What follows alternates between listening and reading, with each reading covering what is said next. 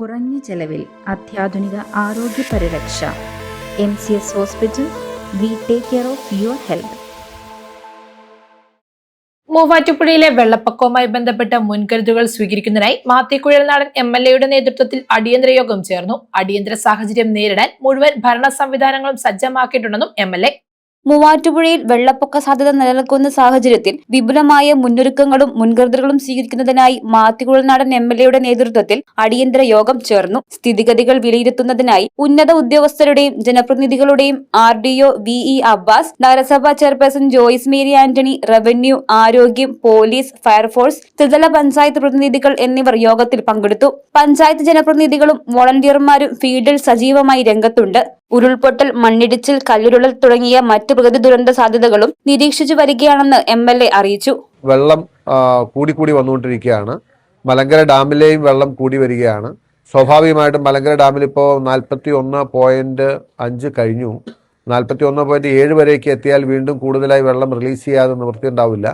അപ്പം അങ്ങനെ വന്നാൽ ഞങ്ങളൊരു ചെറിയ തോതിലുള്ള ഒരു വെള്ളപ്പൊക്കം, ഇനി വലിയ മഴ ഉണ്ടായില്ല എങ്കിൽ എങ്ങനെയെങ്കിലും വലിയ പ്രശ്നമില്ലാതെ പരിഹരിക്കാൻ പറ്റുമെന്നാണ് പ്രതീക്ഷിക്കുന്നത്. പക്ഷേ എന്തിനും തയ്യാറെടുത്തിരിക്കുക എന്നുള്ളത് കൊണ്ടും അതുകൂടാതെ മറ്റ് പ്രകൃതി ദുരന്തങ്ങൾ, അതായത് മണ്ണിടിച്ചിൽ, അതുപോലെ ഒരു വലിയ കല്ലുകൾ ഉരുണ്ട് വീഴൽ, അങ്ങനെയുള്ള തുടങ്ങിയ സാഹചര്യങ്ങൾ കൂടി നിലവിലുണ്ട്. അതെല്ലാം പരിശോധിച്ചിട്ടുണ്ട്. ജില്ലാ കളക്ടറുമായി സംസാരിച്ചിരുന്നു. അതുപോലെ ജില്ലയുടെ ചുമതല വഹിക്കുന്ന മന്ത്രി റോജി M. ജോൺ ബന്ധപ്പെട്ടിരുന്നു. ബഹുമാനായ MP ശ്രീ ഡീൻ കുര്യാക്കോസ് ബന്ധപ്പെട്ട കാര്യങ്ങൾ വിലയിരുത്തിയിട്ടുണ്ട്. അപ്പോൾ എല്ലാവരും ഒന്നുപോലെ കാര്യങ്ങൾ നിരീക്ഷിച്ചും എല്ലാവരാൽ കഴിയുന്ന പോലുള്ള കാര്യങ്ങൾ ഇടപെട്ട് നിൽക്കുകയാണ്. കാര്യങ്ങളെല്ലാം നിലവിൽ നിയന്ത്രണ വിധേയമാണ്. ഞങ്ങൾ തികഞ്ഞ സജ്ജരായി സജ്ജീകരണത്തോടു കൂടിയാണ് നോക്കിയിരിക്കുന്നത്. ബാക്കി പിന്നെ എങ്ങനെയാണ് പ്രകൃതി പ്രതികരിക്കാമെന്നറിയില്ല. ഏത് സാഹചര്യത്തെ നേരിടാൻ നമ്മളാൽ കഴിയുന്ന തയ്യാറെടുപ്പുകൾ നിലവിൽ കോൺഫിഡൻ്റ് ആയിട്ട് ഞങ്ങൾ ചെയ്തിട്ടുണ്ട്. പഞ്ചായത്ത് പ്രസിഡന്റുമാരെല്ലാവരും, അതുപോലെ ആദ്യം വെള്ളം കയറുന്ന പ്രദേശങ്ങളിലെ പഞ്ചായത്തിൻ്റെ ജനപ്രതിനിധികളെല്ലാവരെയും ഞങ്ങൾ അലർട്ട് ചെയ്തിട്ടുണ്ട്. അവരെല്ലാവരും ഫീൽഡിലുണ്ട്. ചെയ്യാൻ കഴിയുന്ന എല്ലാ കാര്യങ്ങളും ചെയ്ത് സജ്ജരായി ഇരിക്കുന്ന സ്ഥിതിയാണ്. നിലവിൽ 3 ക്യാമ്പുകൾ പ്രവർത്തിക്കുന്നുണ്ടെന്നും 4ാമത്തെ ക്യാമ്പ് ഉടൻ തുറക്കുമെന്നും MLA അറിയിച്ചു. കൊച്ചങ്ങാടി, ഇലാഹിയ നഗർ, കവളങ്ങാട് തുടങ്ങിയ പ്രദേശങ്ങളിൽ നിന്നുള്ള ആളുകളെ ക്യാമ്പുകളിലേക്ക് മാറ്റിപ്പാർപ്പിച്ചു. ക്യാമ്പുകളിൽ കഴിയുന്നവർക്ക് ആവശ്യമായ ഭക്ഷണം, മരുന്ന്, സൗകര്യങ്ങൾ എന്നിവ ഉറപ്പാക്കിയിട്ടുണ്ടെന്നും മെഡിക്കൽ സംഘത്തിന്റെ സേവനം ക്യാമ്പുകളിൽ ലഭ്യമാക്കുമെന്നും MLA പറഞ്ഞു. നിലവിൽ ഞങ്ങൾ 3 ക്യാമ്പുകളുണ്ട്. 4ാമതൊരു ക്യാമ്പ് ഇപ്പോൾ ഓപ്പൺ ചെയ്യുന്നുണ്ട്. 4 ക്യാമ്പിലുള്ളവർക്ക് വേണ്ട എല്ലാ സൗകര്യങ്ങളും ഏർപ്പെടുത്തിയിട്ടുണ്ട്. അവർക്ക് വേണ്ട ഭക്ഷണം ക്രമീകരണം, അതുപോലെ ഇന്നിപ്പോൾ മെഡിക്കൽ ടീം അവരെ വിസിറ്റ് ചെയ്യും. അങ്ങനെ ഇപ്പോൾ ക്യാമ്പിലും എല്ലാ സൗകര്യങ്ങളും ഏർപ്പെടുത്തിയിട്ടുണ്ട്.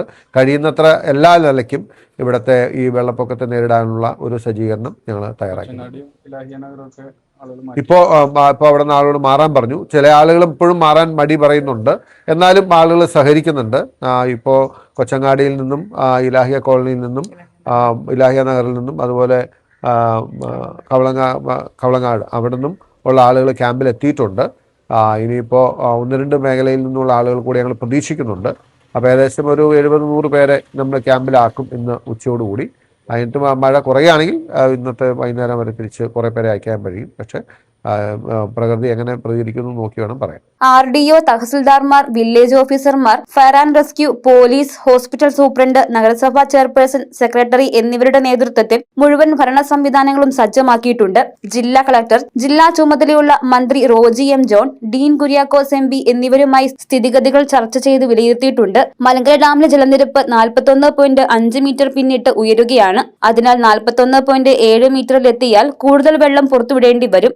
മൂവാറ്റുപുഴയാറിന്റെ തീരദേശത്തുള്ളവർ ജാഗ്രത പാലിക്കണമെന്നും നിർദ്ദേശമുണ്ട്. News desk, Muvattupuzha news.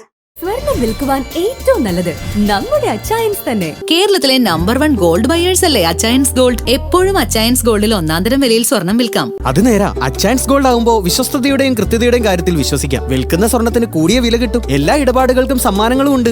Achayans gold, 20 വർഷത്തെ പാരമ്പര്യം, 26 ഷോറൂമുകൾ. കോൾ 8590046916.